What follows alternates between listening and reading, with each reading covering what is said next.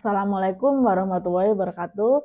Salam sejahtera dan semoga kita dalam lindungan Allah Subhanahu wa taala, Tuhan yang Maha Esa. Perkenalkan, saya Tia Santri, STMT, dosen tetap program studi arsitektur Fakultas Teknik pada Universitas Langlang Buana Bandung, Jawa Barat. Saat ini, saya dalam proses mengikuti sertifikasi dosen yang diselenggarakan oleh Kemendikti Saintek. Saya akan melakukan penyusunan dokumen pernyataan diri dosen dalam unjuk kerja Tridharma Perguruan Tinggi atau PDD UKT PT. Pada kesempatan ini, saya akan memaparkan salah satu mata kuliah yang saya ampu, yaitu interior bangunan. Mata kuliah interior bangunan ini masuk dalam bidang keahlian saya yang tergabung pada kelompok keahlian teori desain, sejarah, falsafah arsitektur di program studi arsitektur Universitas Langlang Buana. Saya mengajar mata kuliah interior bangunan pada semester genap tahun ajaran 2024-2025 dengan bobot 2 SKS.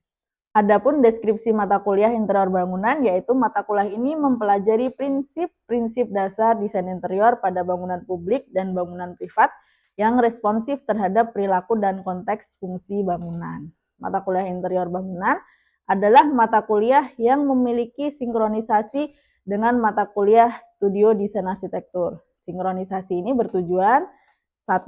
Menciptakan keterpaduan antar mata kuliah. 2. Menghindari tumpang tindih materi dan beban tugas. 3. Meningkatkan efisiensi waktu dan energi mahasiswa. Perkuliahan mata kuliah interior bangunan diselenggarakan dengan pendekatan blended learning, yaitu perpaduan antara pembelajaran luring, tatap muka langsung, dan juga daring melalui Zoom Meeting maupun Google Classroom. Mahasiswa dapat mengakses perkuliahan, mengunduh RPS, serta mengunggah tugas secara online. Pelaksanaan asistensi atau konsultasi tugas desain interior dapat dilaksanakan secara daring maupun luring. Sementara penjelasan materi perkuliahan dan diskusi interaktif dilaksanakan melalui luring secara langsung di kelas dan melalui daring melalui Zoom Meeting. Metode pembelajaran yang saya terapkan pada mata kuliah interior bangunan ini bersifat aktif, partisipatif, dan memaparkan contoh-contoh desain interior yang sudah pernah ada. Di antaranya adalah, pertama, ceramah interaktif untuk membangun pemahaman mahasiswa terhadap apa dan bagaimana mendesain sebuah interior bangunan. Yang kedua, project based learning atau PBL. Mahasiswa mengerjakan proyek desain interior secara langsung mulai dari tahap analisis, konsep, hingga presentasi desain akhir. Yang ketiga, desain kritik, yaitu mahasiswa mempresentasikan desainnya lalu mendapatkan masukan langsung atau kritik yang membangun dari dosen maupun rekan sekelas. Yang keempat, digital simulation atau modeling. Mahasiswa diajarkan menggunakan perangkat lunak desain interior seperti SketchUp, AutoCAD, Revit, Enscape, dan lain-lain untuk menyajikan desain secara visual dan teknis. Capaian pembelajaran mata kuliah interior bangunan meliputi 5 CPL. Untuk capaian pembelajaran mata kuliah terdapat 4 CPMK. Untuk media pembelajaran pada kuliah interior ini meliputi, pertama, modul atau RPS diunduh secara online, yang kedua PowerPoint dan studi kasus, yang ketiga video pembelajaran dalam bentuk micro teaching atau kuliah melalui Zoom Meeting. Adapun materi pembelajaran pada kuliah interior bangunan ini meliputi, yang pertama, unsur-unsur rancang ruang dalam. Yang kedua, faktor yang perlu diperhatikan dalam merancang ruang dalam. Yang ketiga, tahap perancangan ruang dalam. Yang keempat, sirkulasi ruang dalam. Yang kelima, jenis perabot. Yang keenam, prinsip perabot. Yang ketujuh, kesan atau sifat dari peletakan furniture. Yang kedelapan, aksesoris ruang dalam. Yang kesembilan, macam-macam gaya desain ruang dalam. Penilaian dalam kuliah interior bangunan ini antara lain terdapat 5 komponen, yaitu presensi dan keaktifan kelas dengan bobot 10%, tugas atau proyek dengan bobot 20%, presentasi proyek dengan bobot 20%, UTS 25%, dan UAS 25%. Penilaian dilakukan secara objektif berdasarkan indikator seperti ketepatan dan penguasaan materi, partisipasi aktif, kemampuan melakukan tahapan perancangan interior dalam mendesain ruang dalam atau interior bangunan, kemampuan membuat penyajian presentasi untuk memaparkan desain ruang dalam atau interior yang interaktif dan komunikatif, ketepatan waktu dalam pengumpulan tugas. Saya menggunakan rubrik penilaian yang jelas dan terukur serta hasil evaluasi saya sampaikan kembali kepada mahasiswa sebagai bagian proses umpan balik untuk meningkatkan kualitas pembelajaran pada mata kuliah interior bangunan. Melalui pendekatan dan metode ini, saya berkomitmen menciptakan pembelajaran yang berpusat pada mahasiswa sekaligus menghasilkan sarjana arsitektur profesional, inovatif, yang berkarakter tangguh, kolaboratif, bertanggung jawab, dan tanggap terhadap potensi lokal, serta berorientasi pada kualitas hidup manusia menuju lingkungan binaan berkelanjutan dan siap menghadapi tantangan dunia kerja. Baik, untuk tahap berikutnya, mari kita simak salah satu video pembelajaran mata kuliah interior bangunan. Bismillahirrahmanirrahim. Selamat pagi. Assalamualaikum warahmatullahi wabarakatuh. Apa kabar kalian hari ini? Baik, hari ini kita masuk ke pertemuan tentang sirkulasi ruang dalam. Dan ini merupakan lanjutan dari materi minggu sebelumnya.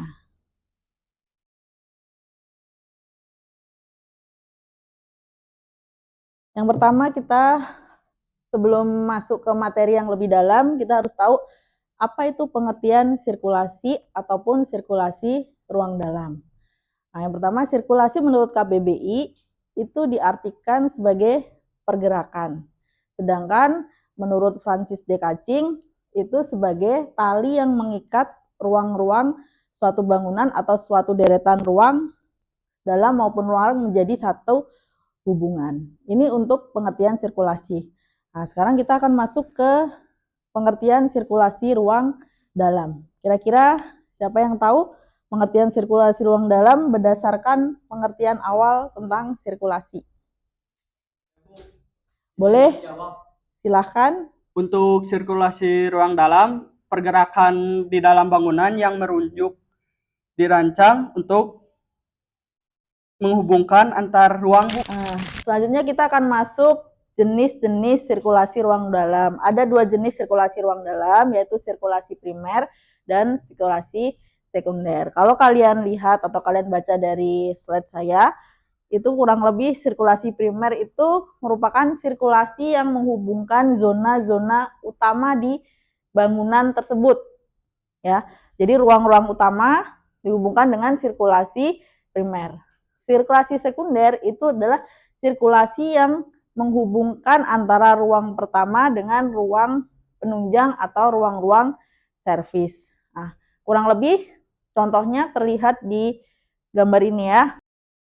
Setelah tadi jenis sirkulasi, kita masuk ke tujuan sirkulasi. Sebenarnya tujuan sirkulasi kenapa sih harus dirancang? Itu ada 3 tujuannya ya. Yang pertama, untuk memastikan kenyamanan dan efisiensi aliran orang di dalam bangunan. Yang kedua, menyediakan akses aman, terutama dalam situasi darurat atau kebakaran. Yang ketiga, menyediakan aksesibilitas bagi penyandang disabilitas. Nah, selanjutnya kita masuk ke faktor-faktor yang mempengaruhi desain sirkulasi. Nah, faktor ini juga ada 3, tergantung dari fungsi bangunan yang kalian rancang, itu yang pertama. Yang kedua, tergantung jumlah pengunjung. Yang ketiga, aksesibilitas. Nah, selanjutnya desain sirkulasi untuk penyandang disabilitas. Saat kalian merancang sirkulasi untuk interior bangunan atau ruang dalam bangunan dan penggunanya dipastikan ada disabilitas, yang harus kalian lakukan adalah pastikan sirkulasi yang kalian rancang jalurnya lebih lebar. Ini yang pertama. Yang kedua, gunakan lantai anti-slip. Ini yang kedua. Yang ketiga, gunakan lift atau mungkin sirkulasi vertikal yang mudah diakses segala kalangan atau segala pengguna bangunan. Nah, selanjutnya kita akan masuk ke integrasi sirkulasi dengan elemen lain di dalam bangunan. Jadi saat kita merancang sirkulasi, itu kita harus mengintegrasikan dengan elemen-elemen lain di dalam bangunan yang kita rancang. Nah, sirkulasi ruang dalam itu harus terintegrasi dengan elemen seperti pencahayaan, yang pertama. Yang kedua, ventilasi. Yang ketiga, sistem keamanan. Ya, dengan kalian mengintegrasikan sirkulasi dengan elemen-elemen ini, itu akan menciptakan ruang yang nyaman dan efektif bagi pengguna bangunan tersebut. Nah, ini ada 4 gambar. Gambar pertama, kedua, ketiga, dan keempat. Kira-kira siapa yang mau mencoba untuk menjelaskan integrasi sirkulasi apa yang ada di gambar-gambar ini? Silahkan, kira-kira siapa? Baik, silahkan Indra. Untuk gambar yang pertama, mungkin dari pencahayaan serta keamanannya Bu yang ada di samping-samping tangganya. Lalu di gambar yang kedua sama itu juga pencahayaan sama railing keamanan. Lalu yang gambar yang ketiga di tangganya itu terdapat integrasi dari pencahayaan alami serta buatan. Pencahayaan alaminya dari roster-roster yang di luar itu, serta di tangganya juga ada railingnya untuk sistem keamanannya. Lalu di gambar yang keempat, seperti yang di gambar nomor 3, itu juga ada sistem pencahayaan alami, yaitu skylight dari luar, serta di sistem keamanannya railing. Yang diutarakan tadi atau yang disampaikan kurang lebih benar ya. Nah, selanjutnya kita masuk ke sirkulasi dan keamanan bangunan.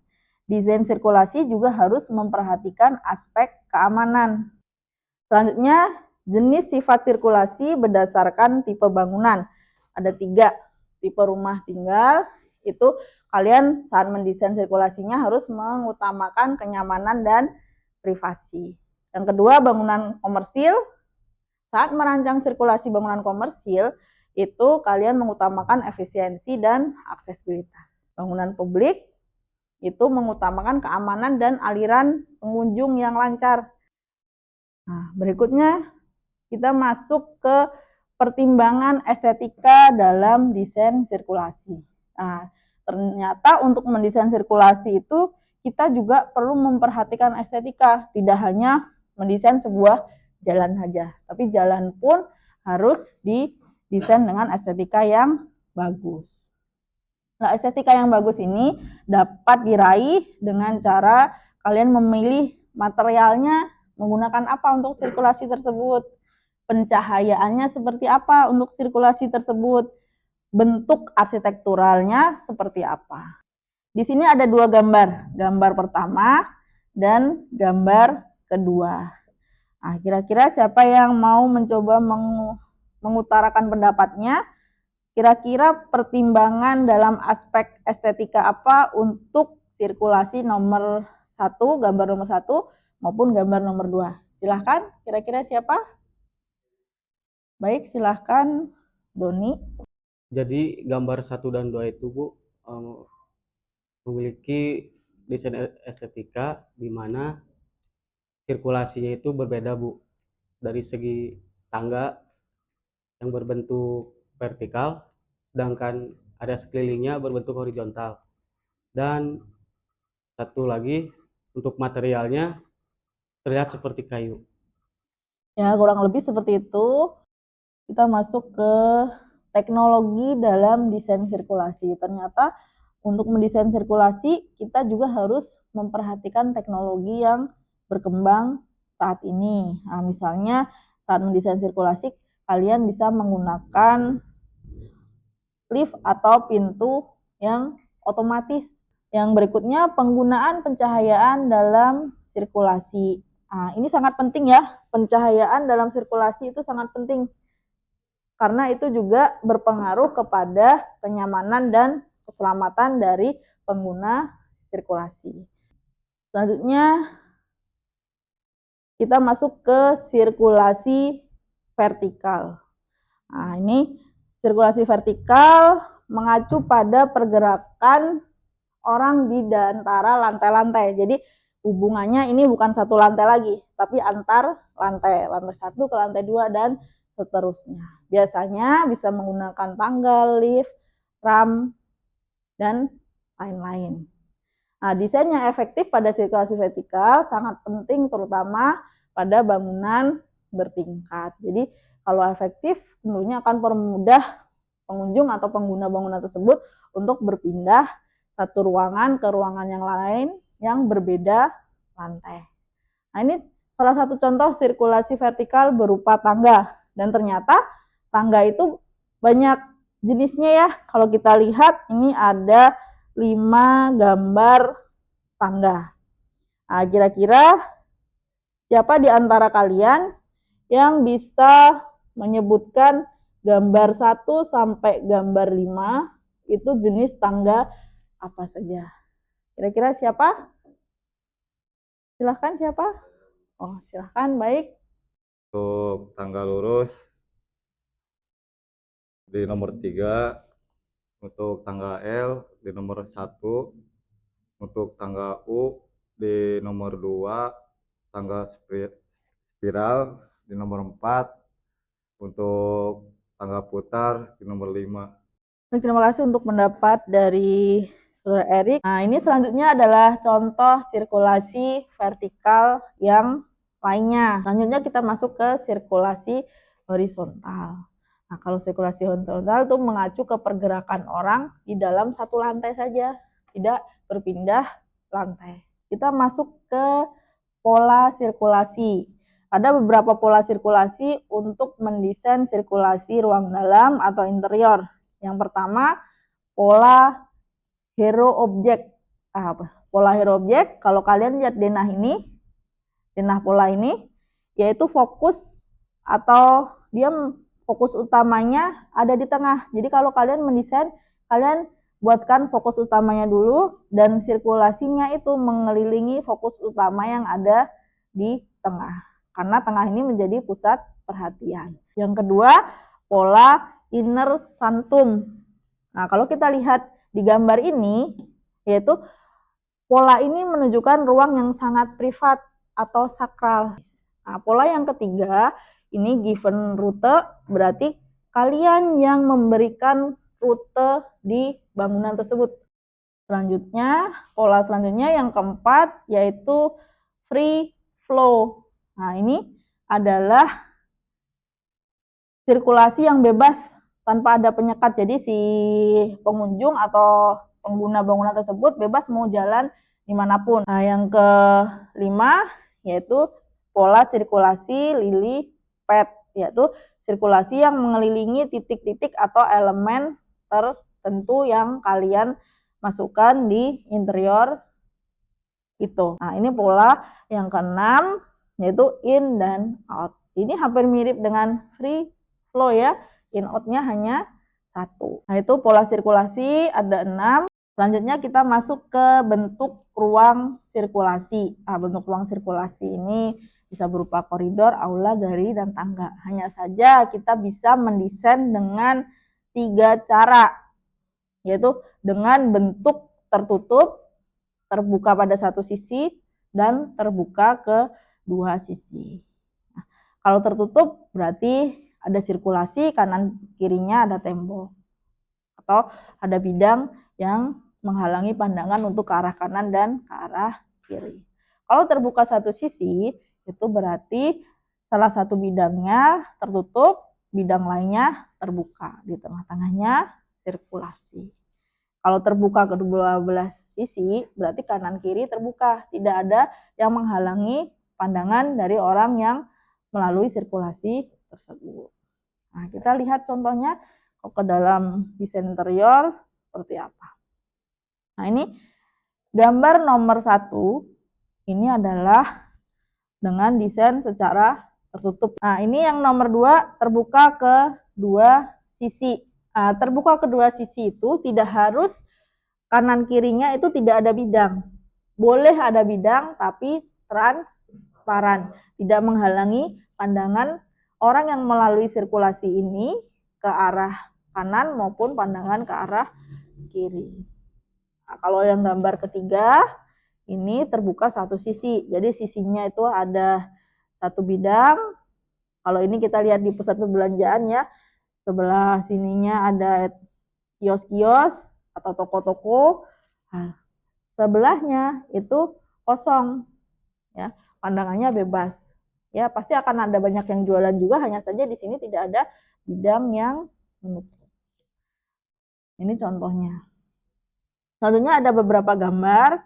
Saya harap dari kalian ada yang mau mencoba untuk mengemukakan pendapatnya. Kira-kira gambar A, B, dan C ini bentuk sirkulasinya menggunakan bentuk seperti apa. Kira-kira siapa yang mau mencoba menjawab atau bukan pendapat? Boleh, silahkan. Jadi untuk gambar yang A itu terbuka satu sisi, sedangkan yang gambar B itu tertutup kedua sisi. Yang C terbuka kedua sisi. Ya, benar ya. Nah, selanjutnya gambar nomor 1. Kira-kira model yang mana? Terbuka kedua sisi. Nomor 2? Terbuka. Nomor 3? Nah, selanjutnya saya ingin bertanya ke salah satu dari kalian. Siapapun boleh menjawab ya, angkat tangan. Apa yang perlu dipertimbangkan dalam desain sirkulasi pada mall atau pusat perbelanjaan? Siapa kira-kira? Baik, silahkan. Mempertimbangkan sirkulasi pengunjung agar tidak terjadinya kemacetan, serta akses ke setiap areanya itu dapat diakses dengan mudah. Ya, kurang lebih benar ya. Nah, yang terakhir nih, ada gambar denah untuk sebuah rumah tinggal, yaitu ruang dapur dan ruang makan. Nah, gambar ini kita bahas dari sisi sirkulasinya. Kira-kira sirkulasi gambar A atau gambar B yang lebih efektif, efisien, dan aman? Siapa yang mau mencoba mengutarakan pendapat? Silahkan. Jadi gambar denah yang pertama itu yang lebih efektif Bu, yang A. Karena ya di B itu sempit, gambar denah ya di nomor B itu terdapat adanya meja. Sedangkan yang A itu nggak ada Bu. Jadi lebih luas daripada yang B. Benar ya, yang lebih efektif itu adalah gambar yang A dibanding yang B. Karena apa? Nomor A atau gambar A itu orang bergerak dengan nyaman dan tanpa hambatan. Kalau yang B ini terlalu banyak hambatan, ada peletakan-peletakan perabot yang seharusnya tidak diletakkan di ruang tersebut. Gambar A lebih efektif, lebih aman, dan lebih nyaman dibanding gambar B. Sebenarnya dua denah ini itu relate dengan materi yang akan saya sampaikan minggu depan, yaitu tentang perabot. Jadi sirkulasi ada hubungannya dengan perabot kalau kita merancang interior atau ruang dalam. Untuk lebih jelas, saya akan perlihatkan video atau pergerakan dari orang di gambar A dan gambar B. Nah, ini video pergerakan dari gambar B. Nah, banyak terjadi hambatannya. Untuk yang berbaju kuning di area dapur dia nabrak perabot yang tengah. Ya, ini gambar yang A, bebas hambatan, sirkulasinya nyaman, tidak membuat cedera baik di dapur maupun di ruang makan. Jadi kalau kalian mendesain sebuah sirkulasi, itu lihat dimensi ruangnya. Kalau memang ruangnya itu tidak memungkinkan ditambahkan perabot-perabot yang lain, ya tidak usah. Yang penting sirkulasinya aman buat penghuni. Nah, tadi ya kita sudah lihat bersama videonya. Nah, dari sini ada yang ingin bertanya lagi atau pertanyaan lagi sebelum kita masuk ke kesimpulan? Karena ini sudah slide terakhir sebelum kesimpulan. Cukup? Oh, silahkan. Berarti kan yang ada meja di area memasaknya itu dalam desain arsitektur tidak disarankan gitu ya Bu, karena sirkulasinya menjadi terhambat dengan adanya meja. Nah, untuk peletakan meja itu sebenarnya tergantung dari dimensi ruangannya dan peletakan perabot atau aksesoris lainnya. Sebenarnya ini nanti akan dijelaskan lebih lanjut di materi minggu depan. Sekian ya materi hari ini. Nah, sebelum kita akhiri perkuliahan hari ini, kira-kira kesimpulan dari materi hari ini apa? Kesimpulannya, untuk sirkulasi ruang dalam itu adalah salah satu elemen penting dalam desain arsitektural ya, yang harus kalian rencanakan dengan cermat sebagai arsiteknya. Dan direncanakan dengan mempertimbangkan faktor-faktor seperti kenyamanan pasti ya, keamanan pasti, dan aksesibilitas. Plus ditambah satu lagi estetika ya. Karena kalau kalian mendesain sirkulasi dengan baik, itu akan meningkatkan kualitas bangunan yang kalian desain secara menyeluruh. Nah, ini sekian materi untuk hari ini. Terima kasih. Mohon maaf jika ada salah-salah kata, baik saya sengaja maupun tidak. Sampai ketemu minggu depan. Wassalamualaikum warahmatullahi wabarakatuh. Selamat siang. Sekian video rekaman pembelajaran dalam mata kuliah interior bangunan pada program studi arsitektur Fakultas Teknik Universitas Langlang Buana Bandung, Jawa Barat. Video ini digunakan sebagai salah satu syarat penyusunan dokumen pernyataan diri dosen dalam unjuk kerja Tridharma Perguruan Tinggi atau PDD UKT PT. Semoga dapat menjadi pertimbangan baik dalam proses pengajuan sertifikasi dosen. Terima kasih. Wassalamualaikum warahmatullahi wabarakatuh.